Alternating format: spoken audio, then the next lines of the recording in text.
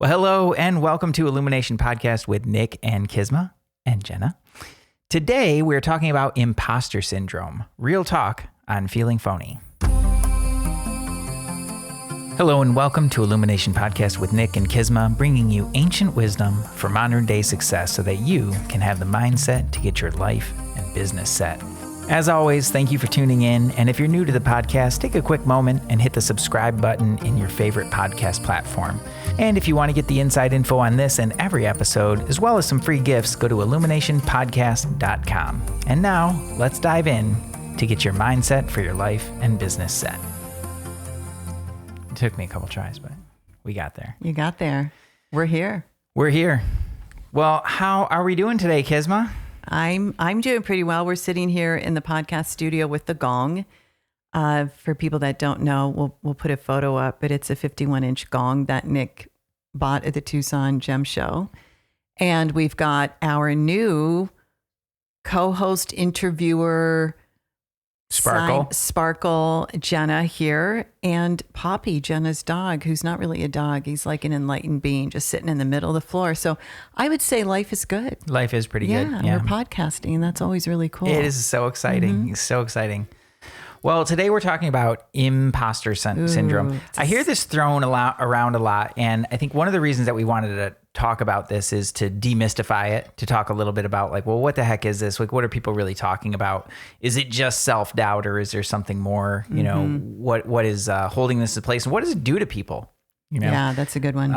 And also, hopefully, we'll have a couple of useful tips along the way to think about it for yourself and to navigate through some of the things that come up around this. So we might even share some of our own imposter syndrome stories. Probably. Good likelihood. No promises. Yeah. You go first, Kisma. Yes, it's going to be hard to narrow it down to just one story. But before we do, Jenna, what's going on in your world? I am kind of just flowing, loving Southern California, Huntington Beach. It's the greatest place to be right now. It's going to sound lovely. So dramatic, but when you can just wake up and look at the ocean every day and grab a cup of coffee, that's just the simplest. I mean, as we were talking the last episode, simplicity. And there is something about just absorbing Mother Nature in that incredible expression of the ocean where you're just like, how can I not have a great day? Yeah, for sure. Yeah, the ocean is pretty awe-inspiring. Mm-hmm. Absolutely. I love that. So, imposter syndrome, real talk. Let's get real. Let's go around. What do you think imposter syndrome is? Nick, you start. So, when I hear this talked about, most times it's feeling like a fraud. It's feeling like, oh, I'm going to be found out. Mm-hmm. You know, so if you're trying to do something, I feel a lot of people like very successful in their jobs, very competent at what they do, but inside they feel like I don't know what I'm doing. Like I have no business doing this. You know, what am I even doing here? Mm-hmm. And so that's how I see imposter syndrome show up the most. Yeah. Got it. Jenna, what about you? Yeah, I think it is important to note that I hear people say like it's made up, but it's a thing. And whether or not you believe in it, it's just like a set of terms to describe what's happening when we're experiencing this.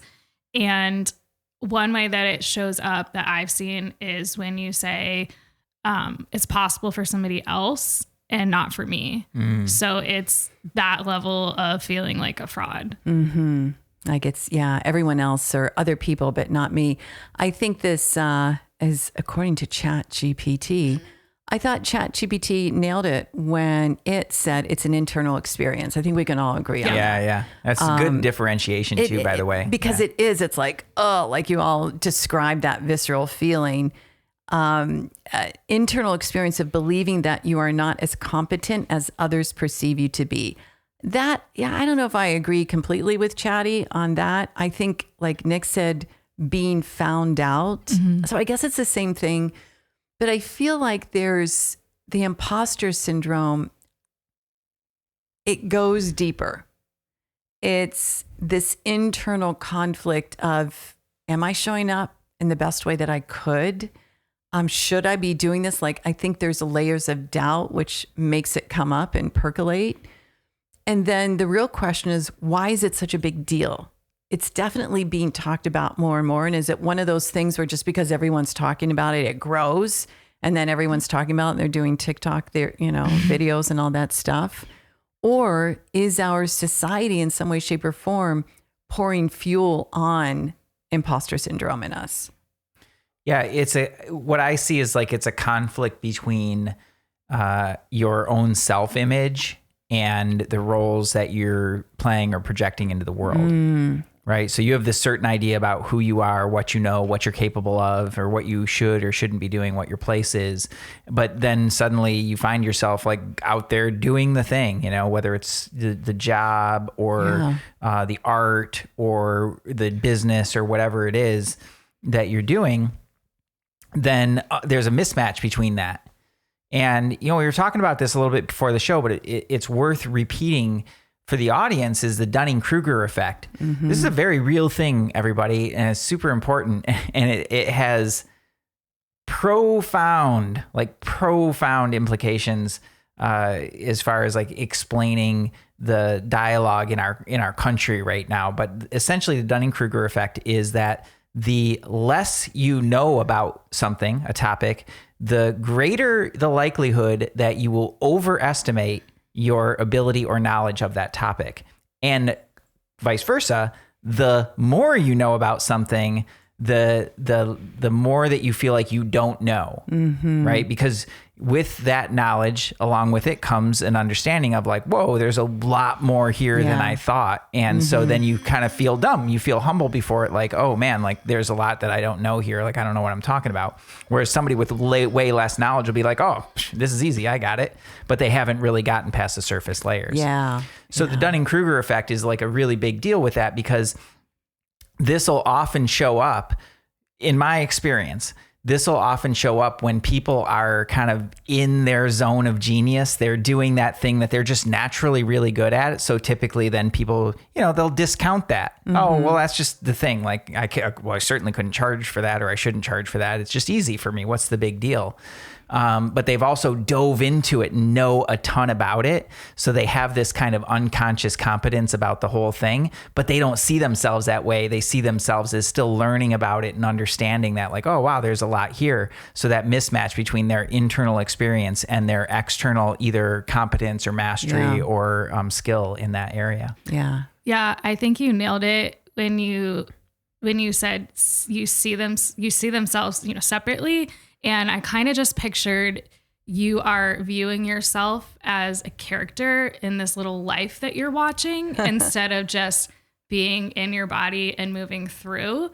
And a really great example of imposter syndrome on Facebook, before I knew anything about marketing, I knew that there was a better way. I knew that I could do something, be some type of entrepreneur, some type of something. And I just found a lane and I started posting on Facebook, and I get these little memory reminders on Facebook. That's so great. And I cannot believe how cringy I was. And I wish sometimes that I had that level of cringy confidence with the knowledge that I have now.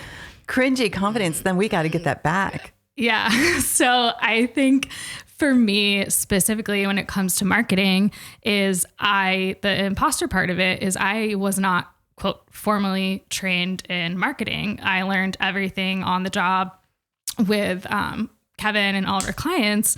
And it's because a lot of it comes really, really naturally to me. So it's like, okay, well, I don't have a marketing degree. And, like applying to jobs, there's so many, which I'm not doing anymore. Gosh. But when I was applying to jobs, they are some filters and some companies and sites. You can't even apply if you check, no, I don't have a degree in any of these things. And that is just, it's almost like confirmation if you're looking for it of, oh yeah, I don't know anything. I have no business doing this. I have absolutely no business doing this, when on a truly conscious level, I have abundance of proof that like I do know what I'm doing. Right. And that's where the abundance of mismatch. proof. Yeah. At the core level, I think like when we look at that abundance of proof, and for those of you listening, if this happens to you, this imposter syndrome or this doubt, or what was even the title of the show? Real talk on feeling phony. Real talk on feeling phony. Give us a kisma bomb or real talk on feeling phony. Okay, the bomb drop, if we just go to the absolute, is we're all feeling phony because, well, I shouldn't say all, but I could say the majority, if you feel phony, if you feel you don't know who you are, you're out of purpose or meaning or mission, it's because we don't know the true self within. We haven't fully aligned with, oh my gosh, my soul is connected to universal soul or the Atman to the Brahm. I'm just talking absolute people. So just like bliss out for a moment. Since we haven't realized that self, and maybe some of you have, and that's incredible, there's going to feel this like disconnect. Mm-hmm. It's sometimes that like emptiness, or when people seek, I don't love myself. Well, if you knew what you were a part of, you would love yourself. So there's that absence of knowledge that starts to percolate. I think the original imposter syndrome is we don't know that we're this magnificent being connected with all that is. So then you put on society, you layer that on, and everything that we see on social media. I think we have to bring this into the conversation because it involves the senses. And the senses are viewing people, they're listening to people. Everyone's saying they're a million, billion, gazillionaire. So what does that do to the psyche? There's this natural, I think for a lot of us, a separation of like, well, I can't do that. Or like, Jenna, what you were saying, that won't happen to me. And so it starts to shave this doubt of anything that we are really trying to step into. I don't know, does that make sense? Yeah. Sort of a long-winded. Yeah, well, no, you bring up a really good point, and we can't deny social media's impact in this. I don't think it's new from social media, but I think social media has definitely made it a much bigger deal because we're comparing, we're comparing our everyday lives and our experiences from inside of ourselves, our own perspectives, to everybody else's highlight reel. Right. Right. And it's a curated image that people are creating for themselves, which makes sense. You know, we don't need to see everything about everybody. Like, I don't think we need that. I don't think that's necessarily good. But we wind up comparing ourselves to that. And that makes us feel like, man, like this is one of the most common stories I hear about it. I should have figured out by now. Yeah. I should be so much further along than where I am, you know? And I just feel like, I just don't know what I'm doing here. I have definitely said that before, and it's just a little bit of a shift of kind of allowing yourself to be yourself. It's almost like having imposter syndrome about being yourself. Like, I'm going to be myself, but then what if that's not good enough? It's such a trippy little thing to go in circles and circles, and then to go along the lines of like, oh, I should be further along. Well, according to who? Compared to what? Yeah, compared to what? Compared to this, made up timeline that somebody else had. And like when I was younger, I always said I wanted to live at the beach. Always, and so I've stayed in a lot of beach houses, and I have my beach house now. And like, it's not a mansion overlooking a rocky coast with the sunset every day. It's on off Main Street, and I have 3 roommates, and I love it. It's the best. I can walk to the beach and get coffee. And so, some people would say like, oh, I can't live with people. Roommates are terrible and this and that. And I'm like, I love being around people. Like, if the house is empty, it gets a little weird. I just love that there's always someone around. There's always someone coming, going. And so for someone, someone else my age, I have friends that have their own houses. They have 2 houses and whatever. I think that sounds like my nightmare right now. Like, wow. I love it. That's an example of our last episode of it showing up in a way that maybe you didn't expect, but was perfect for you. Yeah. What a ripe environment for the imposter to creep in. Yeah. You know, like, oh, well, it doesn't look like what you thought it was going to look like. You know, this is different. You know, you're, you know, you say you're living the dream, but you know, those are a lot of like really common things. The age thing comes into it a lot too. You know, as people get older, they've had a lot of times like these long held dreams, and just that feeling like, oh, I should be closer to, I should be further along. I can't believe I'm still circling around or whatever, like those kinds of stories. And they just feel like that's another place I see it show up a lot. And another thing I hear around the age is it's too late for me. Too late. Oh yeah. Oh, that one breaks true. my heart. Like, it's just so sad to me when I hear people say that. Yeah. Yeah. Very, very untrue. So what is it though, when the imposter syndrome internal experience starts to percolate, that we are really afraid of what people are going to say? Like, you know, just to kind of like sprinkle some humor on it. What do we think is really going to happen? Like, someone's going to, like at the opera, they're going to boo us off the stage of life. Like, maybe we're going to get canceled, you know, the whole thing. But it's like, what are we really, is it a play? Are we afraid of what other people are going to find out? Or are we afraid of disappointing ourselves? Or both? Well, it could be both, but there's another one too, is what if I screw it up? Everybody's counting on me, and forget about whether or not they're disappointed with me. What if I hurt other people? Well, yeah, that's depending what profession, depending on what in, profession you're in, but even in things that wouldn't like physically harm them, say, you know, if you're not a doctor or a fireman or something like that. But if you're just doing something that a lot of people count on you, or a business counts on you, and you just feel like, oh, you know, like, what if I'm going to screw it up, and then everybody's going to be suffering because of me, you know, because I didn't know. And what I found with this, it's kind of a double-edged sword, is where and I want to get back to what you're talking about, but the double-edged sword of it drives people to really push themselves and to really excel at something, but it also pressurizes them. Yeah, which is going to be an energy drain. It's an energy drain and a stressor, which actually makes you less effective at what you do. Right. When you're under that much stress, you're not as effective as you could be.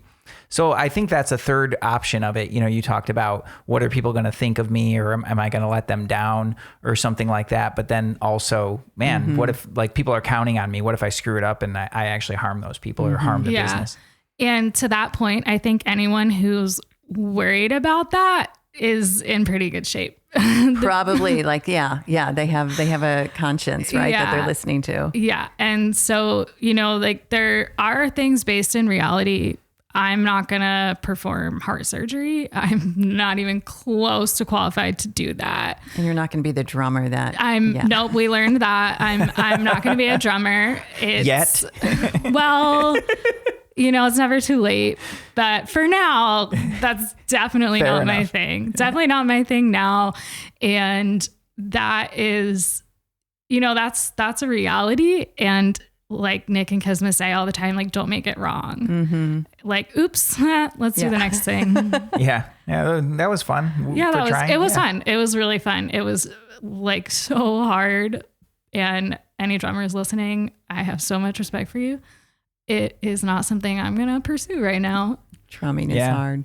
Yeah, you're right. There is a lot of time that is based in reality. You know, there's a reality of how little we know. You know, it's just waking up to how little we know. Yeah. And I think one of the ways to kind of combat that is, if you are, you know, doubting your skills on something, you can like think about like why your friends call you or why they text you, and like what role do you play in other people's lives? Like if you're having this imposter syndrome feeling, there's a little part of you that is, you know, watching yourself on a stage. And so like watch yourself from the stage, really like check that in. And I don't know if I just made this up or took it from a book or something, but I asked my friends, like, what do you think I'm good at? What am I really good at? And I got, it was so nice. They sent such nice things. And it was really cool to read because it's like, oh yeah, I am good at that. It is confirmation. And there was stuff that I didn't even think about. And so it's kind of just like, yeah, like when your friends call you and your clients call you, whatever, like what are they calling you? Like my friend sent me an Instagram video of this like really cool like cocktail. Cause like I made Instagram, TikTok cocktails the other day. She's like, you're the cocktail friend now. So it's like little things like that. And like on the bigger picture, I love having fun and making things sparkle. And so that's what I do. Yeah. That is That is good. what you do. Yeah. Yeah. I have a funny story. Not so funny, but funny. Funny, not funny. Funny, not funny. I used to work with this person. Maybe we'll tell the story of this human sometime on the podcast and what happened. But anyway, I used to work with this person, and in a business context, they asked me, well, like, what are you good at? This is what made me think of it. Like, what do you see that you're good at? And I listed boom, boom, boom. You know, here's 3 things that I do really well. And this person said outright, well, yeah, but I do those things too. So like, why don't we, we don't need you doing that. We just shove you over here and have you do this. That was it was like a way of railroading me into that. But It's a little gaslighting. yeah, it is a little gas. Let me set you up and then just pull it out. Yeah, right. But it did kind of trigger that imposter syndrome part, because it's like, oh man, like, did I get it? I really respected this person at the time, and it was like, oh, did I get it wrong? Maybe I'm not any good at those things. Maybe I ought, whatever. Yeah, but it made me think of that. But you were talking about, I thought about the fear of fear of being found out. And like, what are they going to think of me as one of the underlying issues of that? Like, what do you see around that? What are they going to think? What are they going to do? And so if anyone experiences this imposter syndrome, or what's the name of our podcast again? It's imposter syndrome. It's the real fear- talk on Real talk on feeling phony. Feeling phony. The phony thing. I keep forgetting the phony thing. Feeling like a phony. Real talk. We on are right now. feeling phony. See, I'm clearly not afraid of being found out that I'm not the greatest podcaster in the world. But I think what we could do is like I call it the death jump. Just go there. Let's say you're doing something. You're like, oh my gosh, I'm going to be found out. Or what if they, these thoughts in your mind, I'm really not going to. Just go there. And imagine that everyone you know or the people you're thinking about are just calling you names, and they're like, you're no good. The worst case scenario, which is likely never, ever going to happen. But just go there for a moment and then watch yourself in this vision and be like, well, what am I going to do? You're going to see yourself in this vision, probably dust yourself off, get focused, realize that all these people saying things about you have their own stuff to deal with. And you're going to decide that, well, this is really meaningful to me, so I'm going to keep going, or I'm going to do something else. The point is, I don't think anybody's going to be ruined with the imposter syndrome, but you got to kind of see yourself go through it and be like, oh yeah, like I am over potentializing this worry of people finding me out. Yeah, that's gold advice, by the way, of just giving yourself permission to go there. It's so powerful, because we spend that story, the imposter story, gets reinforced by all the resistance around it. Right. So then it's like part of your brain is talking yourself into it. The other part is like, trying to talk yourself out of it, or like using a lot of energy to just ignore it. And you wind up in this stuck pattern, holding that story in place. Like what Kismet just said is like, well, you just give yourself permission to go there and catastrophize. Right. And walk through all the worst things. All of a sudden you're like, oh, okay. And I've seen people too, where those worst case scenarios happen. Yeah. They had so much fear around it. And then they kind of back to the manifesting piece. What did they create? But even leaving that aside, it happened the way that it happened for whatever reason. Okay. But the worst thing happened, and it's really powerful for them, because they're like, yeah, I didn't die. I'm still here. I still have my family. Like everything's going to be okay. Right. Those are like the rock bottom stories. Yeah. And it's almost, if you can work backwards from that, like you're at rock bottom, why? And what does that look like? And it's, I don't want to say funny, but it is, some people's rock bottom is so different from others. Oh yeah. And it's kind of just like, the upper limiters, the lower limiters. I think I just made that one up, but it's like you have a baseline of, what's going to happen. Like, I'm never going to be homeless. Like, I know so many people that I can call. I can stay at their house for a couple of days. Like, I know how to start a business and make money. And so that's my baseline. Like, I'm, there might be a month or two where I can't pay rent or all my bills or whatever, but I'm never going to be homeless. So like my baseline is like not being able to pay all my bills. That's not in my reality. But for other people, that is a very, very real reality. Yeah. Just based on circumstances. And I think that's really important to look at is, okay, like my rock bottom's really not that bad. Mm-hmm. Yeah. What is your rock bottom, everyone? What is your rock bottom if you're a phony? Because we know you're not. Yeah. But just in case. Yeah, but you're listening to Illumination Podcast. We don't attract phonies. But we do attract a lot of successful people or talented people. Have imposter syndrome. And those people oftentimes a little piece of this, at least. I read an article that Kate Winslet had imposter syndrome when she was filming the Titanic, and she would wake up like with anxiety every morning before rehearsal, just being like, I can't believe they chose me. And what if they find out that I'm just a fake?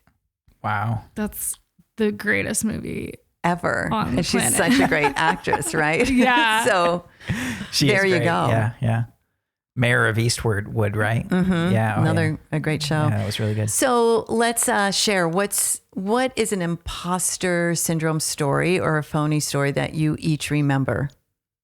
Don't make me go first. You go first. I don't think any of us want to go first. Okay, let me think. I would say a time where I had to navigate it is when I left the world of being a professional musician, which I did since I was like 13 years old. So it was very much in me. I was like, I am a professional musician. There was no imposter syndrome there. Maybe I was worried I wasn't going to play well or whatever, but it was I just spent too many years doing it.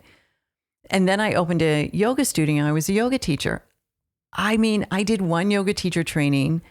I never got certified. And here I am running a studio. And I had to really check myself. So I'm going to give a little bit of the way out of imposter syndrome. And even now as a coach, the way that I got out of it was, okay, am I doing everything to be responsible and to continue to learn and be a great yoga teacher? Do I care about people? Do I care about my students? Yes. Am I humble? I'm going to choose to be humble. It kind of wipes away that gnawing fear that I'm going to be found out, because at the end of the day, if you bring in humility, you don't care as much.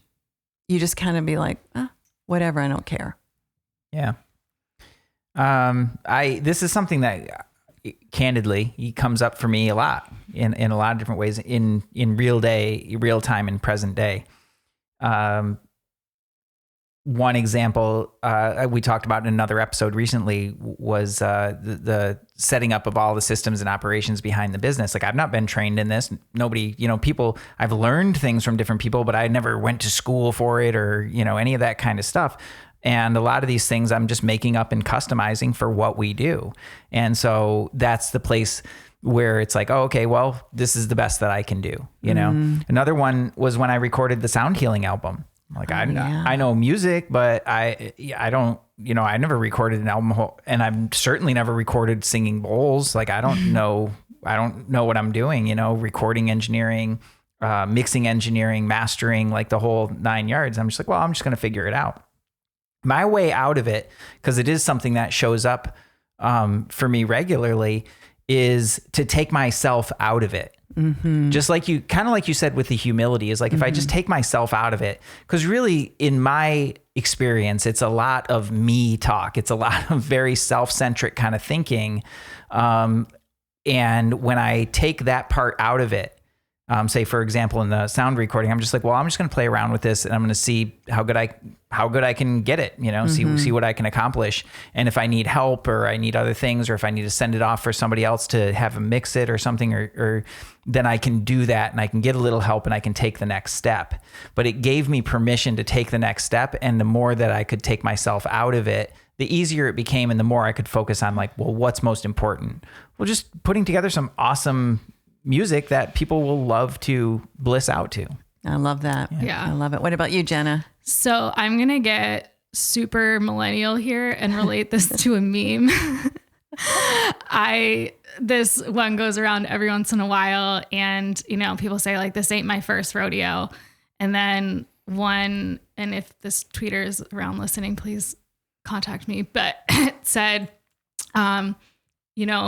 2 rodeos is an awfully low number of rodeos to have it all figured out. So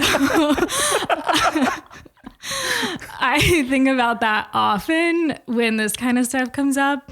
And, cause yeah, like 2 rodeos. I love that. So it's that when you kind of have that perspective, and I think when Kismet asked us to share these stories, I think the idea of imposter syndrome back when I was experiencing it wasn't even in my awareness. It was just the internal experience you were having. Yeah. And point. I have these little like checkpoints in my brain. I think it was like a video game, in these before times and after times, and just going back to like watching yourself on stage as a character. Like my cartoon character when I was younger, like, preteens, like when I think about it, had it all figured out, but it was all like the doubters and the naysayers and the like, whatever. And it's like, yeah, I had it all figured out. And then I lost, to be dramatic, so many years trying to fit something else when like I had it all figured out when I was 6 years old. So that's. And then you took on different paradigms. Yeah. Experiences. Yeah. Mm-hmm. And the bullies and the and it's Naysayers. I can't stop saying naysayers. I don't know why, but they, I love writing. Like it comes so naturally to me. And I know that's a common one for people. Like, oh, you can't make money as a writer and whatever. And so that's something that I really internalized. And I was just always writing. And then, people started making fun of me. And like, even like through college, I told a professor, like I was excited to take the class because there's some really cool papers that we get to write. And she thought I was, being sassy and sarcastic and yeah. And oh, wow. I was like, okay, so I guess maybe I shouldn't have said that out loud. And it wasn't until we had the first assignment that she was like, oh, okay. Like, I get it. You're now. for real. Yeah. Yeah, you're for real. You're like super into it's this. like, who gets excited about writing papers? That's a very silly thing to get excited about when that's something that a lot of people complain about. So that's just my little character. I have an on-topic detour to take here. Jenna, what was your listening stats for Taylor Swift on Spotify? It was very, very high considering I mostly listen to Taylor on my CDs in my car, oh my my gosh, vinyls I love it. at home. So I was still kind of in the top percent. I also kind of like toggle between apps. I get bored. So it was way too high for how little I use that app. So regardless of what anybody thinks of her music or anything, she's got it going on. Yeah. So what does she have? Does she ever experience that of imposter syndrome, or have you ever heard her talk about this? Do you think Taylor Swift experiences imposter syndrome? Oh, of course. She hid for 2 years because. Did she really? Yeah. Yeah. Oh, wow. This is a new realm for me. I know very little about Taylor Swift. To summarize the story, she got on stage and that's the mic was taken from her. And so was it a competition or what was it? Oh yeah, it was at an award show and she won best album. And so Kanye got up on stage and took the mic away from her. Kanye. And why did he do that? Because he was like, Kanye. He was just you gotta Kanye. look up the whole story. He was like, Beyonce has one of the best albums of all time and whatever. And so she just stood there and that's so horrible. That's what started the whole thing. And this could be a whole 17 episode series. But at the time, she was, she was really young. She's my age. So she got her career started like when I was writing papers in high school and like playing with my Zanga profile. But so people were booing, and they were booing him because like, what a terrible thing to do. Yeah. Yeah. And she, word on the street, because she keeps a lot of things private, but basically she felt like they were booing her. And, she's kind of like, you guys can the reality didn't matter. It was in her internal yeah, experience. And so, and then there's a lot of things that like went on behind the scenes. It's like it's a very, very interesting story. And at like the root of it is her kind of like uncovering what is true and what's not true. And then, she also is like, has a character that she's created. And even the most recent album that came out, she has directly said it's very dramatic. It's a dramatization and of, her feelings and all of that. And so she definitely has experienced that. That's amazing. But I like what you said is when that weird event happened she was triggered.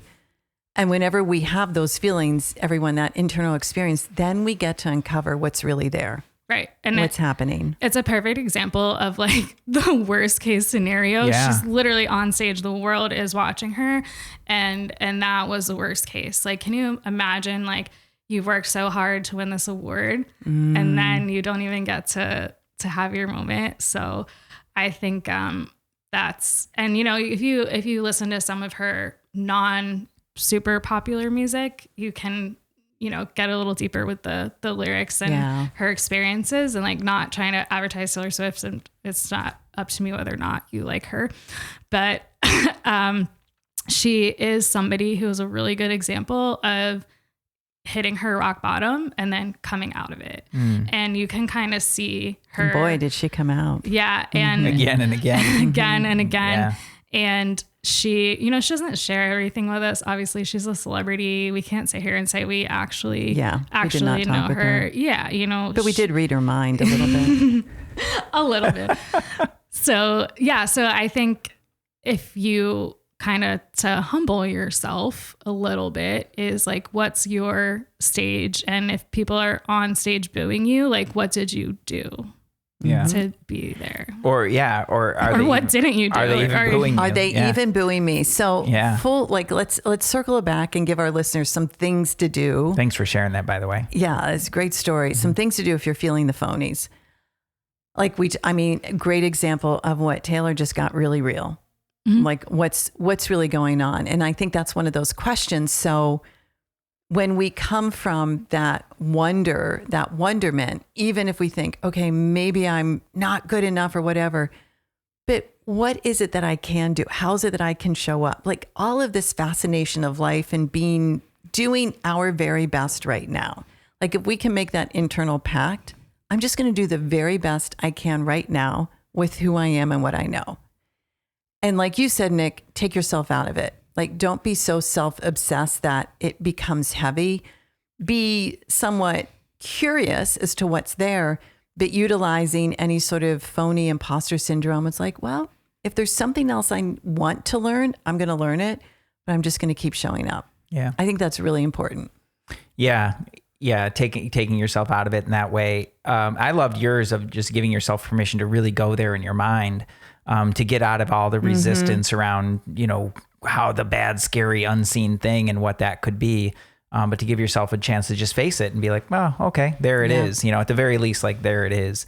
For me, it's about getting back to that place of, all right, this is what I've got right here. I know that I can take one more step.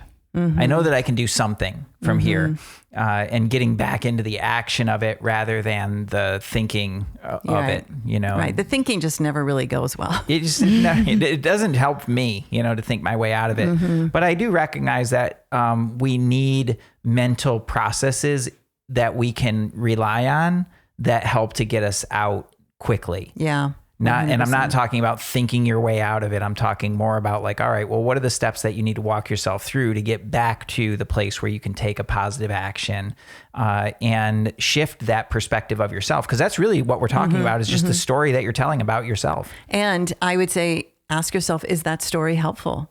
Yep. Is this story I'm telling myself about being a phony, is it useful? Probably not, unless you're about to go fly an airplane and you've never been in one, then listen. But for most of us, no, it's not useful. So pay attention. And when you see it's not useful, create a new belief. Create one that supports everything that you're doing. Yeah, for sure. What about you, Jenny? Any last words here? I think that was very, very well said. And, we could go on this topic for hours and days. We might have another one coming up. I think when it comes down to it is, if you feel I shouldn't be doing this, who's saying that? Mm-hmm. And that's something I learned from Nick and Kisma, is whose voice is saying this. And when you can question that, it really is a shift, because a lot of times it's I don't actually think that. That's just the soundtrack running in my brain. And somebody else's voice. That's I'm so glad you brought that up. And finally, to come back to one of our favorite authors, Vadim Zayland, if you're somebody out there that you do want fame, or you want to have a certain notoriety over something special, I love how he talks about the famous people, or the celebrities, or the influencers. They pretty much name themselves. Just go for it, people. If that's what you want, we're here, we're behind you, we're helping you. Just go and do it. For those of you that are just doing something that you really love, remember, you're probably doing it because you want to make the world a better place. And when you shift into that state, that phony imposter syndrome just kind of dissolves away. Yeah. Yeah, there's a lot here. This is a topic that, well, maybe we will come back to it in some different ways, because really what we're talking about is your perception of self. Yeah. And that it has such a profound impact on every area of life. So something we can dive into some different ways. And I can't wait to hear more about Taylor Swift. Yeah. I want to geek out I know I geeked out on the call the other day about Radiohead for a few minutes. Oh yeah. I was thinking about that. Maybe we'll have a Radiohead Taylor Swift episode. I was thinking about that on the drive down, and my various different music selections. I love it. Yeah. Well, all right, gang. Thank you, Jenna. Amazing to have you here on the podcast. Poppy, who's sitting by my feet, is Jenna's dog, and Poppy's amazing. Nick, thank you so much. And to all of our listeners, let us know how you felt about this episode, and share with people that you care about.